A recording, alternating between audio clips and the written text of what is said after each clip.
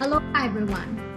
Welcome to South Asian Dialogues, hosted by the Daniel K. Inouye Asia Pacific Center for Security Studies. My name is Saira Yamin. The focus of our discussion today is U.S. Pakistan Relations. Joining us today in a virtual roundtable discussion are some very brilliant and prominent Pakistani women in security.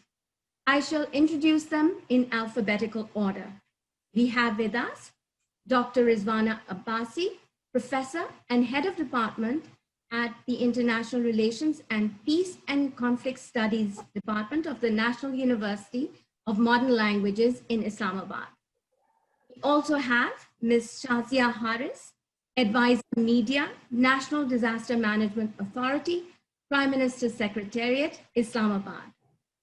Also joining us today is Dr. Arshi Hashmi, Professor and Head of Department of Peace and Conflict Studies at the National Defense University in Islamabad. And finally, last but certainly not least, Dr. Asma Shakir Khwaja, Professor and Head of Department Strategic Studies at the National Defense University in Islamabad. I am really delighted to have you all with me today. And I would like to start by asking you to comment on what you think are Pakistan's top security concerns, both domestic and external. National security these days, if we see, is a mixture of traditional and non-traditional paradigms. But first of all, if we see the neighborhood, Pakistan definitely is concerned with the rise of extremist politics of extremism in our neighbor, because that is what based on politics of polarization and aggression and maximization of power. So Pakistan definitely is interested in peaceful conflict resolution through talks and dialogues with India and all other issues. Then the issue of Afghanistan, Pakistan definitely wants a peaceful transition and peaceful change of command in Afghanistan, and that is very important.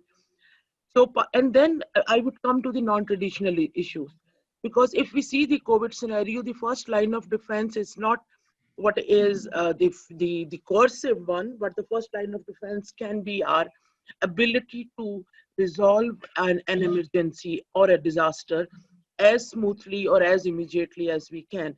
So I see that maybe the structure, the health structure, the infrastructure, the education system, all these are also very important security concerns in a post-COVID scenario. So Pakistan, and then Pakistan definitely, Pakistan's counter-terrorism efforts are on our priority. So this issue of non-state actors and proxy wars inflicted upon Pakistan, they are also one of the most important security concerns, because in order to survive and in order to ensure our security, we need to resolve all these issues amicably and through negotiations. Pakistan definitely, I'm sure all of us know that in a nuclear region or in a nuclear environment, there is no one would be the winner. So we need to see that how we can peacefully live together in the same region with our neighbor, immediate neighbor, India. So these are I think the most important security concerns. Excellent, Asma. Thank you for your thoughts. Would someone else like to add to this? I think, Sarah, thank you very much for posing this pertinent question. I think, as we all know, that we live in a very complex region where in Pakistan, we understand that an array of our external challenges basically emanate from India. And for example, I would like to underline a few important rising facts. For example, India-Pakistan historic enduring rivalry that we are familiar with further and intensified after India's recent illegal move of August 5, 2019. India's revocation of special status of Kashmir has not only led to transform the patterns of this conflict, but also further deepened hostility and fog of war between the two countries.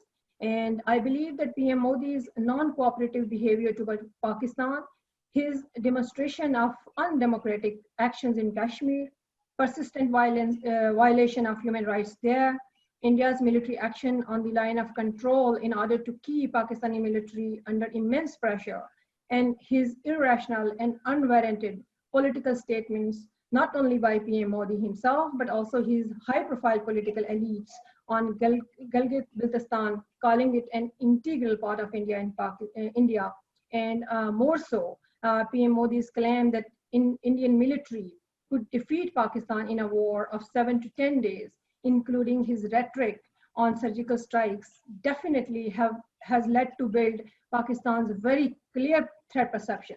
And perception in this country is that India might go for a misadventure in order to divert the world community's attention from Kashmir.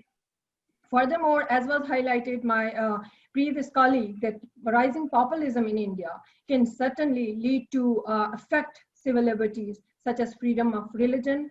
And of course, as we understand in Pakistan, that populism in India is directly interlinked with nationalism that lead to authoritarian and discriminative practices against Muslims. And I believe personally that this sort of, Modi's efforts to convert India into a hardline Hindu state has led to further deep and anti-Indian sentiment in Pakistan. And this is a threatening pattern which further shrinks, space for any further dialogue and CBMs between the two countries. More significantly, empirical evidences suggest that India's technological efficiency and sufficiency has led this particular country to modify its doctrines, thereby moving away from no first use to a first use posturing and adopting preemptive counter-force targeting plans that in Pakistan we consider is a threatening move. And this sort of, we understand that India may have no will and capacity to threat any larger player, but undoubtedly India's capability and intentions, vis-a-vis Pakistan are very clear and are evidenced by its offensive doctrines and military modernization. More significantly, I would like to underline two additional factors. There is ongoing obvious debate in Indian media where they talk about, providing political and material support to separatist groups in order to destabilize Pakistan. And Pakistan believes that India foments insurgency inside Balochistan and maintains assets in Afghanistan in order to promote violence inside Pakistan. And Kulbhushan Yadav, who is still in Pakistan custody, is a glaring example. And furthermore, you must be, following news that India repeatedly tries to disrupt the flow of water in violation of the Indus Water Treaty. And in the backdrop of evolving global warming and heat wave, this sort of pattern threatens Pakistan, and Pakistan perceives that these sort of behavioral patterns threaten Pakistan's economic well-being. So more significantly, I will very slightly touch upon Pakistan's domestic factors also. Pakistan has been, we all understand, successfully overcoming the internal challenges relating to terrorism. Nevertheless, despite the reduction in terrorism and terrorist activities and improvement of internal security situation, Pakistan yet faces, serious internal problems, for example, and that include radicalization, serious economic and environmental challenges. More so, I would also underline and highlight that frail governance, dearth of local economic development, and weak institutions for service delivering are also posing threat to social cohesion and internal, stability and security. I think I'll end up here. Thank you very much for the time. Thank you, Dr. That was a very, very comprehensive sketch of Pakistan's security considerations. Let's talk a little bit about U.S. Pakistan relations now. Where do they stand today? Who would like to take it? Yeah, so Hashmi. I would just like to say, but before I talk about it, I just wanted to add to the first question. I think my colleagues have already, discussed the context and I think both internal and external, we can't really separate the two. The internal and external security challenges that we are facing, they are both linked. So whatever is happening in the region, it has direct implications on what is happening in Pakistan, especially now on our both front, on the western and eastern border. The most important thing or the focus for us is when we see that security is only sustainable when it is comprehensive. So for Pakistan, it is, for our government also to see, how well we can manage, our issues internally so that, there is a smooth political system in place that cannot really provide any vacuum to all those external factors that can later exploit, who have been exploiting and who have continued to, and who will continue to exploit. So our focus when it comes to security perception of security challenges in Pakistan, I think this has always been in discussion to how to really take it forward as a comprehensive security measure that can be more sustainable. So coming to the second question, where do the relationship between the US and Pakistan stand today? I mean, traditionally, of course, we've always had very strong relations, but post 9/11, we have seen, quite a bumpy ride as well. We had very good relations, but then there were issues, and these issues, they continue. The thing that has really affected the relationship is after the Indo-US strategic, partnership, and the way things were when it comes to US policy vis-a-vis Pakistan. For US administration, it may not look like that, but the perception in Pakistan is that the US policies are, they are influenced by the Indian perception of, how Pakistan should behave or ought to be behaving in the region and in the world. So it seems that it's too narrowly focused on terrorism related issues than the other aspects. What Pakistan want is that the US administration should be focusing more on looking at Pakistan as a vibrant society. So there are a number of different other aspects that should be the focus of the administration. And I mean, the relationship, which already has a multi-dimensional, phase of it, I mean, it has always been in different dimensions.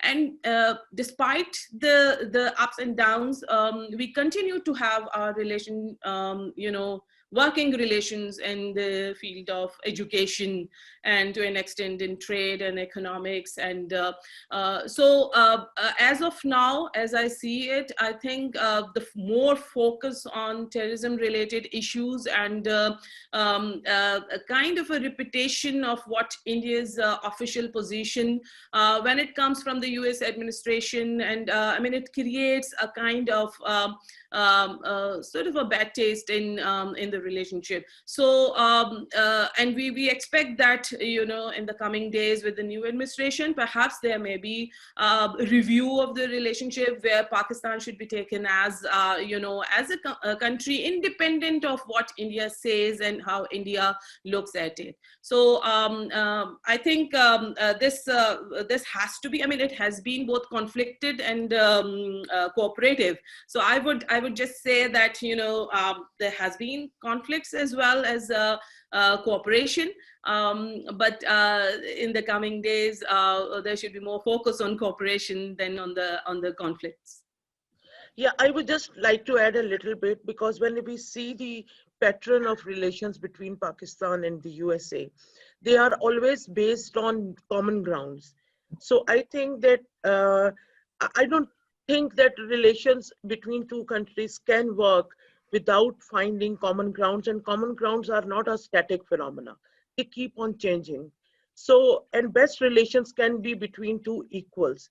So no state in a relationship should be subservient to another state to follow their instructions and to achieve their objectives, or to be used to achieve their objectives. So this can be the key tagline if Pakistan and USA wants to improve their bilateral relations. They need to respect each other's strategic concerns, each other's ground realities, and the interests of the each country surviving in two different, totally different regions.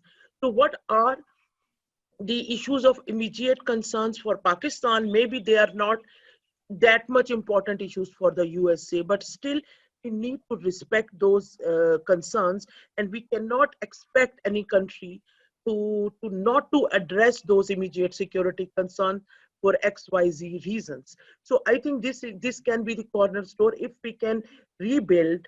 And we have seen that the relationship between Pakistan and the USA have improved to a great extent during past few years, when Pakistan negotiated or facilitated the agreement between Taliban and the US government. So Pakistan has proved it that, like, you need to talk to Pakistan like an equal partner. So if we are forging a bilateral cordial relationship based on bilateral cooperation, so then it should be bilateral. It cannot be a one-sided picture that one country which is smaller in size, which is not that much developed, is only extending hand for cooperation. It should be bilateral. And as Dr. Arshi rightly pointed out, and that India's USA agreements with India on strategic issues, yes, they are important concern for Pakistan, but in international relations, bilateral relationships are not on the cost of me or the other country. It should be independent of each other. So I don't see that until or unless the problem is the India's strategic doctrine, which is based on this concept right now these days for last few years, based on the concept of Hindutva, which is about expansionism. So when any country, it's not specifically about the USA, any country forge those ties which establishes India's muscles to execute this policy of Hindutva in the region, that is threatening not only for Pakistan, but all other smaller countries of the region. Because we know that India's aggressive posturing and aggressive doctrine, like whether it is cold start or it is other doctrine, that is an immediate threat for the region and for Pakistan. And as Dr. Rizwana rightly pointed out, when India's NSA says that we will launch operations across on any soil to safeguard India's interest. So this policy posture, support for such policy posture, is a very important security concern for Pakistan. And being an old partner of Pakistan, USA needs to empathetically understand these concerns and address them as well, so that South Asia can be a peaceful region. Thank you so much. Dr. Saira, can I Yes, please give do. a point of? Okay. Yes. Now, this was an interesting question. Now, we have our relationships with USA since 1947, and it has been marked with a bit of suspicion and bit of very friendly environment. We as Pakistan have always been India-centric, and what we need to understand is that the things have changed now. USA is playing with China. China is right there. We are very good friends of China, and India is now a very good friend of US. So what I would suggest is that US and Pakistan need to work on a triangle called US China Pakistan.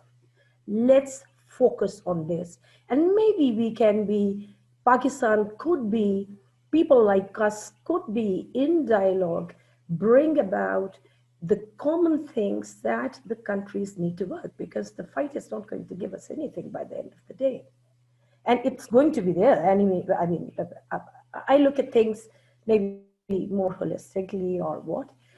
In 2018, I was not very happy when I was called a country with special concern. No, I'm not.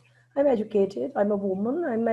I mean, in Pakistan, we go around, we are not of special concern. So US needs to be very careful to give statements that could help other countries in the region to bash us back. Because that is when the things get sour in the region and with US. At the same time, what I think is that Washington and Islamabad need to have to relook the whole situation. It has to be, terrorism is there, yeah, it's not a big problem these days, to be very honest. It's COVID, it's pandemic, it's disaster, it's it's economics, both in US and both in Pakistan.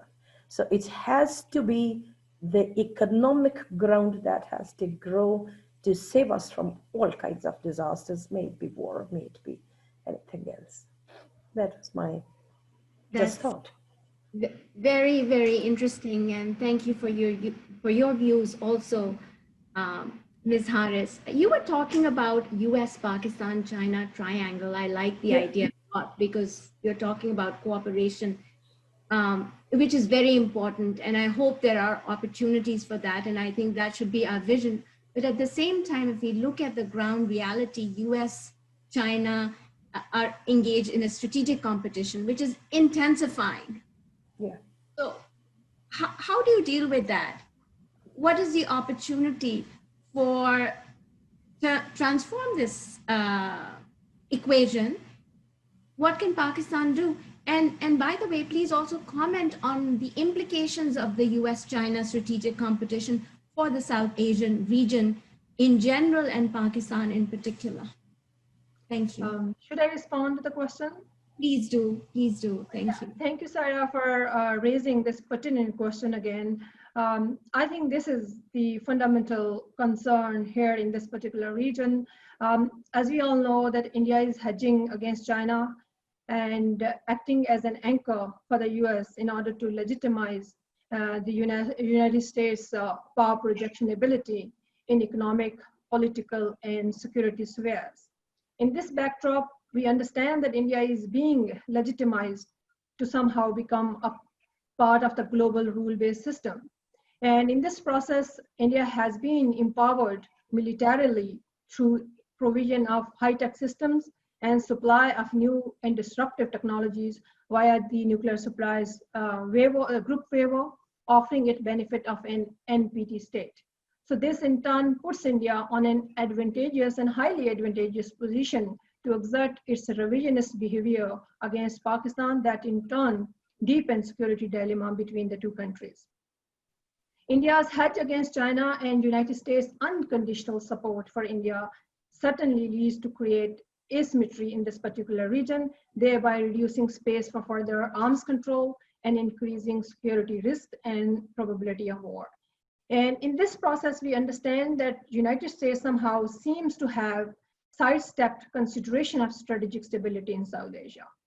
So in its power projection goals in Asia Pacific region, we feel that US view of India as a balancer against China might not be exactly consistent to the contemporary and current realities on ground. It will not be the, I would say, in the interest of even United States to have an India-specific approach in South Asia. The growing ultra-nationalism in India and increasing radicalization of the Indian society under the BJP regime and government in the long run probably, I think, is bound to come into conflict with the defining values of the United States. And the US therefore need to moderate its unconditional support for India and promote more cooperative and balancing approach, thereby aligning it with some restraints.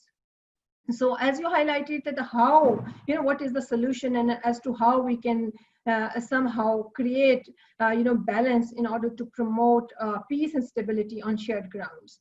So I think fundamentally, Pakistan would like to be a partner in terms of building peace with its neighbors and partner for socioeconomic development in tackling transboundary problems of environment, climate change, and health, particularly taking US on board. And Pakistan certainly wants to cultivate its and deepen its bilateral, relationship with the United States on these grounds.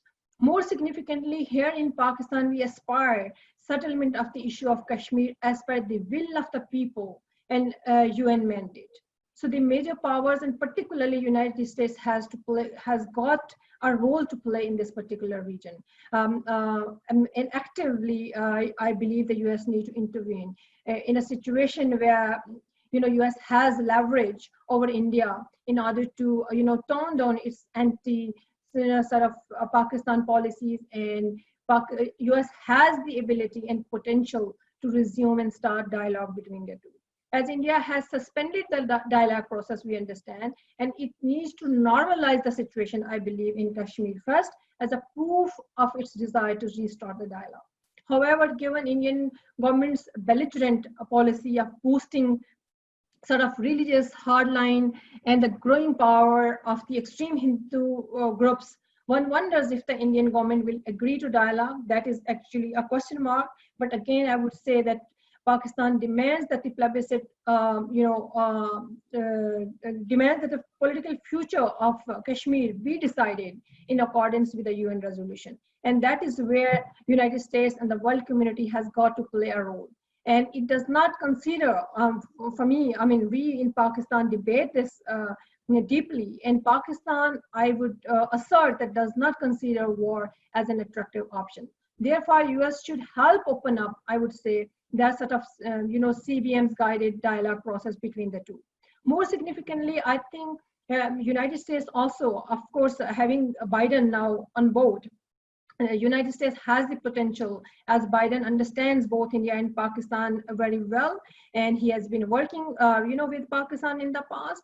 They must understand that aggravated sort of, arm race leads to create far more, intensified sort of situation in South Asia, considering evolving pattern in Kashmir, and they must urgently and immediately not only open up bilateral dialogue relating to Kashmir, but also try institutionalizing or opening up dialogues in order to discuss arms control, mechanisms, risks reduction mechanisms and measures, thereby talking of implementing, bilateral nuclear restraint regime, and signing of bilateral moratorium on non-testing of further nuclear weapons, particularly in this region. And thereby, I would say that here, I think there is an important point where Pakistan can play a role. I think Pakistan can not only create a bridge, in this whole context, if the United States steps up and comes forward to, resume sort of dialogue process between the two countries. And in turn, Pakistan can probably facilitate a sort of environment and a common ground for both US and China as a facilitator, to minimize their differences. And Pakistan can be a bridge between the two in order to minimize confrontation and, facilitate their, sort of shared ground ahead. More significantly, I'm of the view that there are sort of considerable level of ongoing differences between Iran and the United States of America, considering the revocation of the JCPOA and secondary sanctions that they have imposed on Iran. And Iran and Pakistan are coming close to each other. So I think in this context, Pakistan can also play a role as a bridge to minimize differences between Iran and United States of America. So I think I'll end up here. Saira, can I? Yes, please, Arshi, go ahead, please.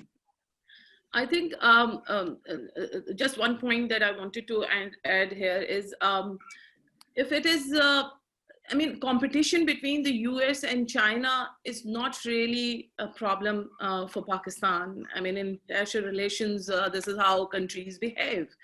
But a confrontation is something that can have, implications. So as long as the US and China continue to have competition and, in different fields, whether it is geopolitics or geoeconomics, it would remain, one of the aspects in international politics. But then a direct confrontation is something that will have, of course, direct security implications. I think thinking that Pakistan would choose, given the situation right now, either China or US is something which is obviously not, in Pakistan's own interest, and it's not something that is, one of our policy options. I think Pakistan will continue to have a balance, or try to have balanced relationship between the two. Of course, with China, we have more direct relationship with CPEC and all. But then China and US both, as we see, they both have interest in not only in Asia, but in Middle East also. And Pakistan is where the two pivot, they face off. So, as pointed out earlier, it is the bridge, and it can play the role, between the two. What China wants in Afghanistan right now, because when it comes to South Asian security, Afghanistan issue is the core point of concern. I think for China, it is a prerequisite to have peace and stability in Afghanistan, not only for CPEC, which is directly between China and Pakistan, but for BRI also and its success. So it depends on peace in the region. So withdrawal of US forces and a politically stable Afghanistan is something which is in the interest of China. I think both US and China need to adapt themselves to the changing political, economic, and security landscape. US should not be seen as one responsible for sort of a hegemonic stability in the region, for unilateral security arrangements or sort of an only alignment security arrangement. I mean, there has to be something which is a healthy, in a healthy security environment in the region, should have a security cooperation, comprehensive security alongside with non-aligned security cooperation also. It's not always with the allies that you have, considerations for the security of the world or of the region. I mean, what about those who are not really, your allies as such, but then, you work for that. So this is something which I wanted to bring in, the adaptation with the changing environment, instead of continuing with the static positions, and that will further aggravate the situation. That's great. Thank you so much for your comments. As I was listening, I was thinking about the fact that a number of you have mentioned the important role that Pakistan can play in serving as a bridge between the US and China. And certainly it has done that. We have in the past as well, in the 70s, it played a role, very important role in helping these two countries come together after period of maybe 20 years. There was resumption of diplomatic ties. And I think in the current environment, it's particularly crucial for Pakistan to consider how it can do that, particularly as there are concerns that India may become a proxy for the US as the US China strategic competition intensifies in the Indian Ocean region in particular. So that's good, and that's something that we can talk about a little bit more if we have time. As I was also listening to you, Asma, just a second, you can comment on that in a moment, but let me offer another thought to you as well. Many of you, all of you brought up India as well. So Pakistan has had a very complex relationship with India since the inception of both countries. In 1947, they were born fighting. But in recent years, we've seen that this relationship has become even more complex, especially with the change of the status quo in Kashmir last year, the revocation of Article 370. Then many of you talked about Hindutva, which is hardline Hindu nationalism of sorts. Then, of course, the intensifying strategic competition also plays into it and contributes to it. So what are some opportunities for Pakistan to possibly engage India constructively? Is there an opportunity for Pakistan to do that? Because clearly, I think it's important to address this issue as well, maybe to bring about some kind of a paradigm shift, because unless there's a change in the relationship between India and Pakistan, tensions are going to escalate further, and it's going to become even more complex. Yes, Asma, please go ahead. See, I've read somewhere that great nations, they change challenges into opportunities. So they are able to do that. right now, if we all know we need two to tango. So right now, when we see Indian regime and Indian government, their domestic vote bank, their popularity, their their electoral slogans are not based on peace with Pakistan. They are not based on peaceful resolution with on different issues with Pakistan, and they neither are based on peaceful coexistence. So they based on um, their occupation, or like their the greater India. Their idea is of greater India where only Hindus can live. So with this mindset, it's really difficult to find opportunities, because in order to satisfy that domestic vote bank, because domestic politics of India is extremely important to understand their foreign and defense policies. So with this radicalism converted into a vote bank. So the ability of radical thoughts or radical doctrines to attract common Indian voter, that is the biggest problem. And I think that is the regional security concern, because if hate is a saleable commodity, so things are not good in the region. So now, so for Pakistan, the opportunities are really minimum, because Modi has shut every door to be engaged with Pakistan at 1.5 or 2 on every forum, whether these were cultural exchange or these were the existing CBMs between Pakistan and India, and every door has been shut. I still like this.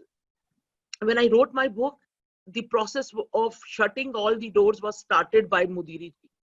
And for me, as a student of international security, it is astonishing that how in 2 years, like all hopes have been shattered. I wrote in my book that if Pakistan and India cannot be friends, why it is important to remain enemies? Because this animosity will destroy both of us, because we are nuclear states. So can't we have simple rationality to understand this phenomena? So when the head of Indian government, Mr. Modi, states that we don't have nuclear bombs to be used on Diwali, a religious festival in India, so it means they are unable to comprehend what nuclear weapons mean, and what are the responsibilities of a nuclear state. And if we can use these threats to appease domestic vote bank, or is it a matter of pride that you can destroy another country completely? So these are these, and here I would also mention that if we like, just to explain the patterns, if we see India, the Indian National Security Advisor is a hawk. He's a former RAW chief, famous as Ajit Doval. And Pakistan's National Security Advisor is a hardcore academician who is internationally acknowledged for his books, his academic contributions, Dr. Moeed Yusuf, and who was working for USI. So these selection of these individuals reflects that how Pakistan and India, what divergences India and Pakistan have in viewing the whole situation, and who wants what. Pakistani NSA says that we want dialogue on all issues with India. Indian NSA says that we will fight out all proxies in other soils, and we will fix Pakistan, and we will see. You rightly pointed out revocation of Article 370 from Kashmir, but for me, impartially, for me as a student of international security, Kashmir is a product of Indian colonization of that region, because the indigenous local people who own Kashmir, the Kashmiris, they want their basic right to choose. And we all know, being women, that how much being like, when we see from the gender lens, how much it is important to have right to choose. How some and the biggest problem of the women of South Asia is they don't have right to choose. That is why South Asia is on at the bottom of the list of gender equality. Pakistan and India, and this is what Kashmir is, like the simplest explanation. So Modi needs to know that aggression, coerciveness, these postures can be a dividend for domestic politics, but they would have immense repercussions when it comes to international politics or regional politics, because all countries, no country, like this is not a region, an era after the UNO, the this is not the era of occupation. You cannot expand your territory. It is illegal and illegitimate, and this is how you are fooling your own people by by raising non-issues so that people cannot ask you what you are doing on about the real issues. These policies are drifting. Like I've read Amrita Sin's article, I've read few reports of international organizations such as VDAM, that India is fast, in a fast pace, India is drifting into authoritarianism. And that can be a nightmare, that when the so-called larger democracy of the world falls in the hand of authoritarianism through a democratic process. So this would be a unique example when in a democracy, India is one of the most dangerous states for the journalists. So you see, we cannot ignore it. Oh, this is the internal issue of India. No, domestic politics is a direct determinant of foreign and defense policy. What if, like I said it earlier in some other talk, that what if that Modi, after having a failed COVID response policy, after having a failed economic policy, because the Nobel Peace Prize winner, the economist, I'm forgetting his name, the Bengali American, he stated that Indian economy is on a tailspin. And this statement was before the COVID-19. So we all know that during COVID-19, how economy is working.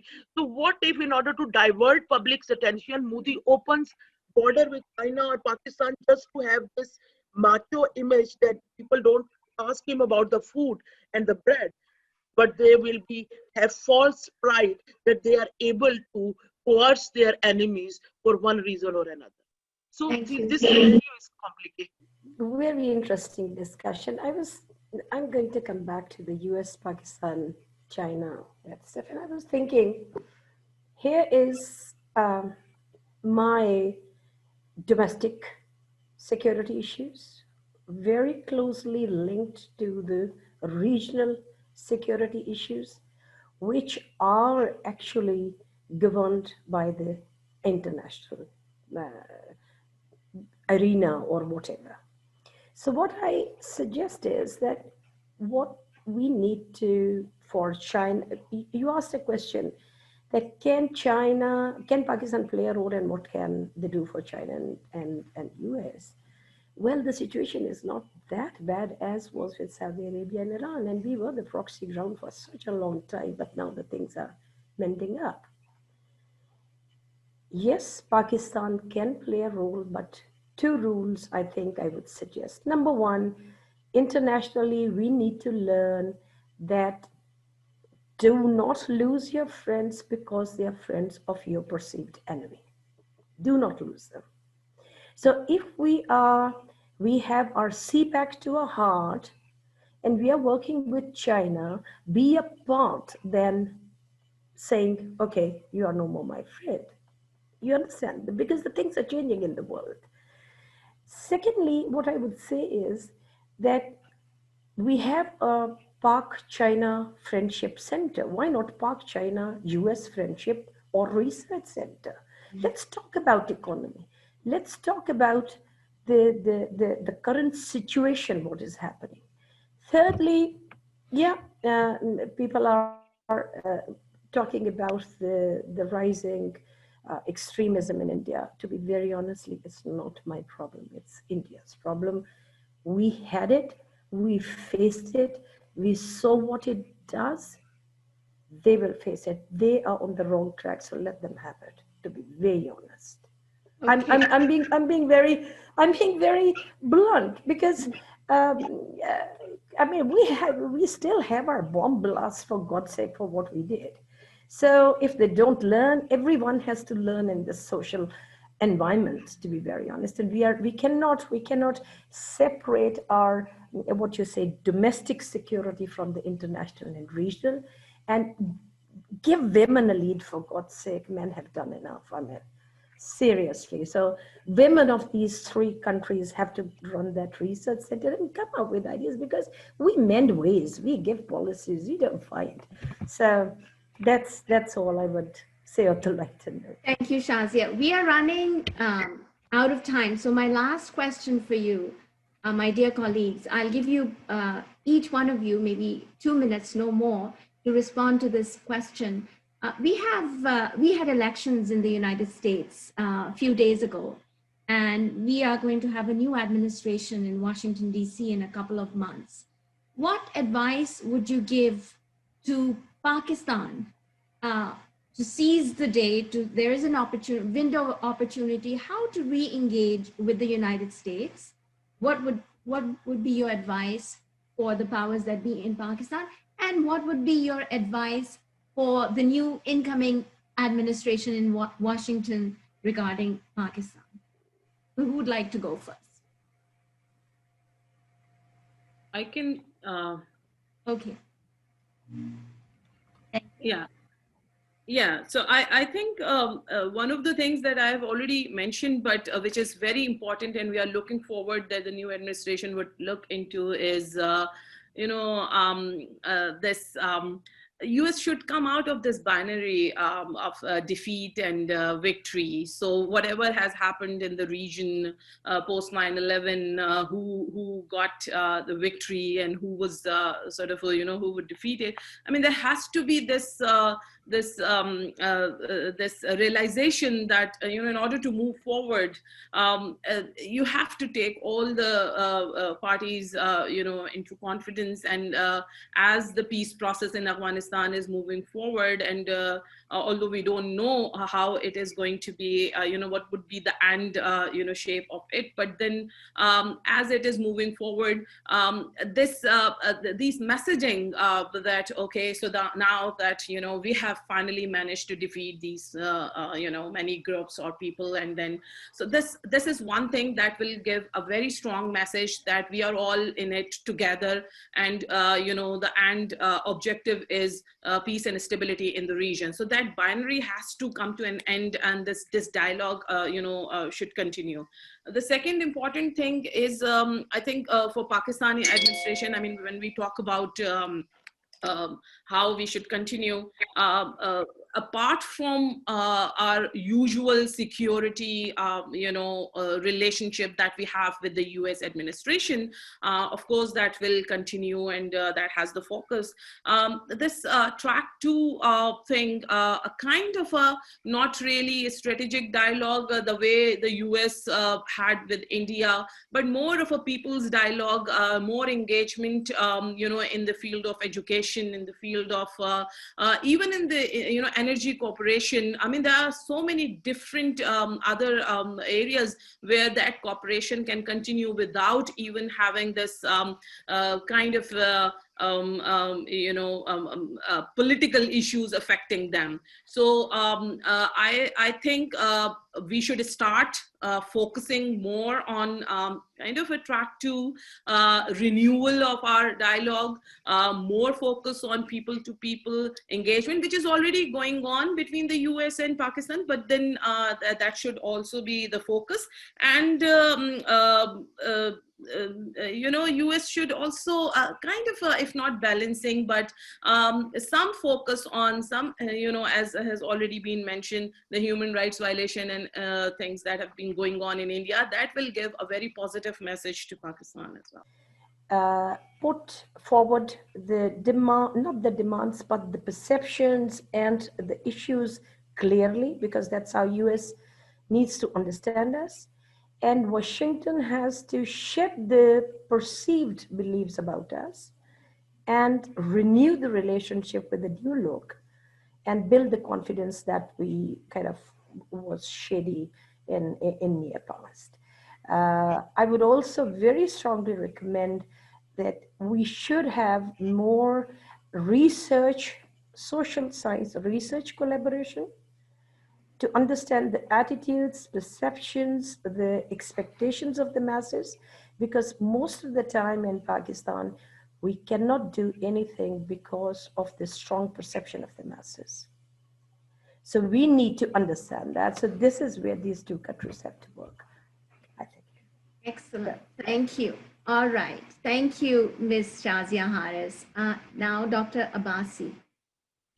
Yeah, thank you very much, Dr. Saira.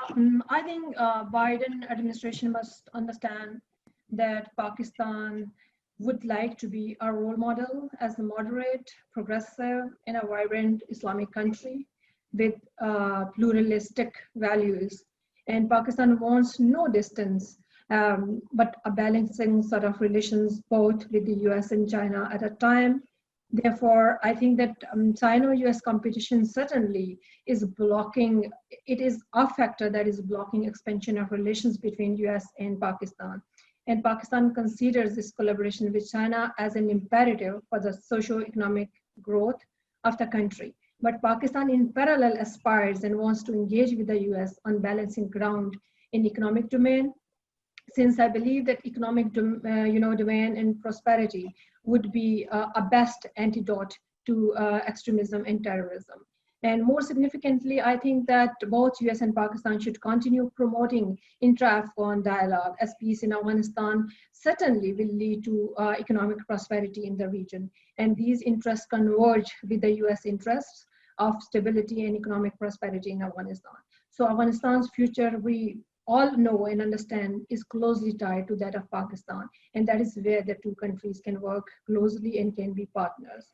And more significantly, I take Dr. Arshi's point forward that the two states need to really exploit for the space of expansionism, expansion of relations, thereby moving away from quid pro quo to solidified, sort of relationship where integration of bilateral economies, expansion of bilateral trade, deepening cooperation in diversified fields such as education, climate change, counterterrorism, and extremism certainly would create more areas, for further, deepening collaboration. So I think my concluding point would be that engagement is always better than disengagement, and we must at a time sort of create a balance both with India and Pakistan, thereby, mitigating differences, considering China as a factor, in Pakistan's alliance system. So just taking it forward, I would say that economic prosperity, socio-economic growth of the country, and connectivity with the people, integration of the societies would also be another paradigm forward. Thank you, Dr. Abbasi. And for the final words, let's hear from you, Dr. Khwaja. Thank you so much, ma'am. First of all, what reminds me, your question reminds me that so many defense ties were on hold during Trump's regime. So I want, I suggest that Biden, the first thing can do is to restart the defense scholarship so that more Pakistanis can come to APCSS and learn and evaluate themselves in a whole. So stopping all those ties actually didn't work well for the bilateral relations. So that should be restarted, all these scholarships and in all affairs. And then Pakistan and the USA can more invest in peace. So we need to have dividends which can ensure sustainable cooperation between the two countries. Right now, Pakistan and USA are not involved in any such peace dividends based on economic cooperation. Like in USA, we know that USA itself is dealing with a bumpy economy these days, but still they can forge this bilateral economic cooperation with Pakistan, the way they are doing it with China. So whatever we were talking of the competition, that is in the field of defense. This is not in the field of trade, because when it comes to trade, they are one of the most important trading partners of each other, USA and the China. So but somehow this doesn't overshadows their competition in the field of defense. So similarly, Pakistan and USA can work together to resolve Pakistan's economic interests or concerns, and similarly, Pakistan can help USA, like we are already doing. We have a number of skilled individuals and all those corporations. So, but we need to research that where we can converge our interests, and then China is not as complicated as Taliban's were, because they were unguided missiles.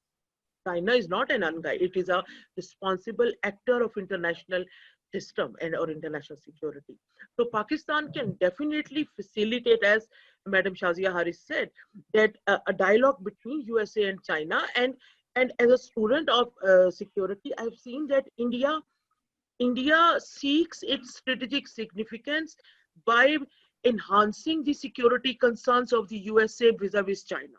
So for me, it is, someone said during the discussion that India playing as agent. No, I see as India is using USA to achieve its strategic targets vis-a-vis China by enhancing the security concerns or rather insecurities of the USA. So USA, I expect that under Biden, needs to rationalize its security under perceptions or threat perception and security concerns. For me, sitting like far away from the USA's security concerns needs rationalization. So that would maybe bring China-US relations at ease. Because Biden said that yes, we are competitor of China, but Russia is our number one concern during one of his speeches. That he stated that. So I am foreseeing improved US-China relations under Biden, but Pakistan can facilitate them further, because if Taliban and the USA can have an agreement, why can't China and the USA? So this is all about changing the international equation or international design from competition to cooperation. Unfortunately, whatever we are talking, that doesn't fit in this international structure, because that structure is competition based. That structure is based on your gain is my loss and my gain is your loss. Till the day we cannot mend this perspective or perception, we are unable to actually forge bilateral trust and cooperation. So we need to work on that. Thank you so much, ma'am. Thank you for the opportunity. Thank you so much, dear friends and colleagues, for joining me today from Islamabad. This was a really very interesting and fascinating discussion on U.S. Pakistan relations.